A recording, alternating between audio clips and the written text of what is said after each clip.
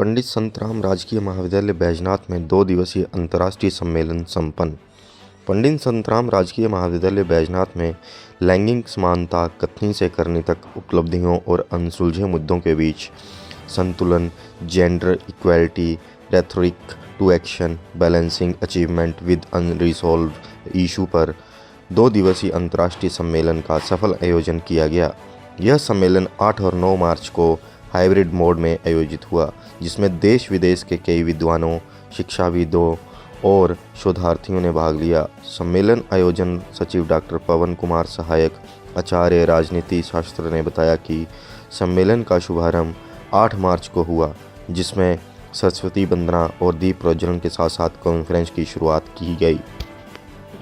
मैं यहाँ बताना चाहता हूँ कि पंडित संतराम राजकीय महाविद्यालय बैजनाथ में 2 दिन का अंतर्राष्ट्रीय सम्मेलन चल रहा है। इसका विषय है लैंगिक समानता, कथनी से करनी तक उपलब्धियों और अनसुलझे मुद्दों का संतुलन, gender equality, rhetoric to action, balancing achievements with unresolved issues. इस विषय पर जागरूकता बढ़ाने हेतु विचार विमर्श करने और ठोस समाधान तलाशने का यहाँ इस कॉलेज में मंच प्रदान किया गया।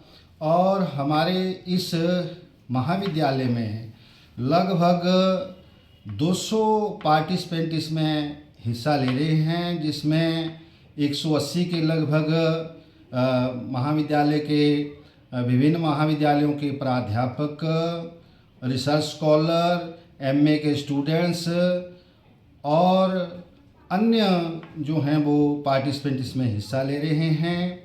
तो इसमें इन 2 दिनों में यही विचार विमर्श करने का जो है वो यहाँ पे आयोजन किया गया है कि हमें बदलाव जो है उसका हिस्सा बनना होगा। केवल बदलाव की बात ही नहीं करनी होगी।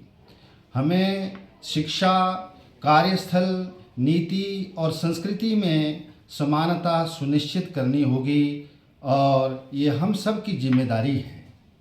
और तभी महिलाओं को जो है, हालांकि हमारी सरकार ने अनेक प्रकार की नीतियों के माध्यम से महिलाओं को जो है वो समानता का स्थान दिया है, जैसे बेटी बचाओ बेटी पढ़ाओ, और साथ में सरकार ने अनेक प्रकार की नीतियां चलाई हैं, जैसे 128वां संविधान संशोधन, जिसमें नारी शक्ति वंदन अधिनियम जो कि 2023 में पास हुआ है, जिसमें महिलाओं को जो है वो नीति बनाने का भी अधिकार होगा और उसमें उनकी संसद में भागीदारी होगी। तो ये बड़ा महत्वपूर्ण कदम है। इसी तरह पूरे विश्व में जो है वो महिलाओं के उत्थान के लिए अनेक प्रकार की जो हैं वो योजनाएं और नीतियां बनाई जा रही हैं। लेकिन फिर भी हमने बहुत कुछ उपलब्धियां हासिल की हैं, लेकिन उन उपलब्धियों के होते हुए भी अभी कुछ ऐसी चुनौतियां हैं जिनसे हमें जो है उसके लिए ठोस समाधान तलाशने होंगे। हमें अपने आप बदलाव करना होगा, घर से शुरुआत करनी होगी कि हम महिलाओं को कैसे जो है वो समानता का अधिकार दे सकते हैं। इस अंतर्राष्ट्रीय सम्मेलन में हमारे यहाँ पे जो मुख्य अतिथि के रूप में वर्चुअल माध्यम से राजकीय शिक्षा महाविद्यालय धर्मशाला से प्रिंसिपल आरती वर्मा ने अपने विचार रखे। उन्होंने कहा कि महिलाओं को जो है वो शिक्षा देना अत्यंत आवश्यक है और हर महिला को शिक्षित करना आवश्यक है।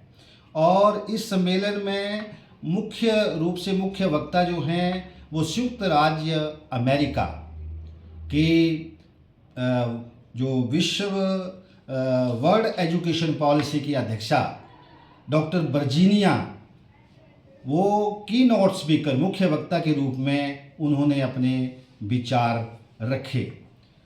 उसके अतिरिक्त ईरान से डॉक्टर अजरा ताजहिकी ने एक बड़ा महत्वपूर्ण व्याख्यान दिया।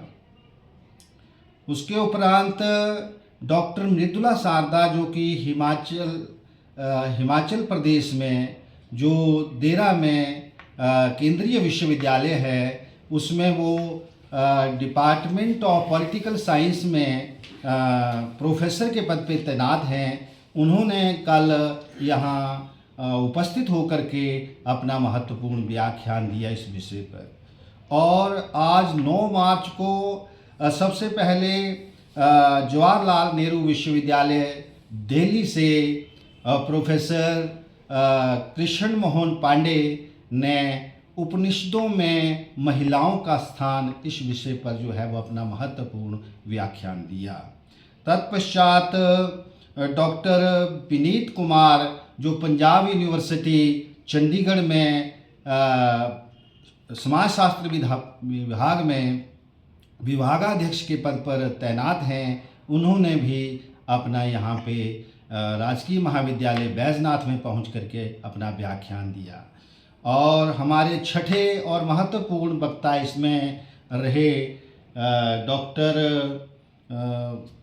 जो नीदरलैंड में हिस्ट्री के प्रोफेसर हैं, उन्होंने वर्चुअल माध्यम से हमारे जुड़ करके जो है वहाँ पे इस लैंगिक समानता पे महत्वपूर्ण व्याख्यान दिया। इन सभी वक्ताओं का मैं धन्यवाद करता हूँ। और साथ में जो हमारे इस सम्मेलन के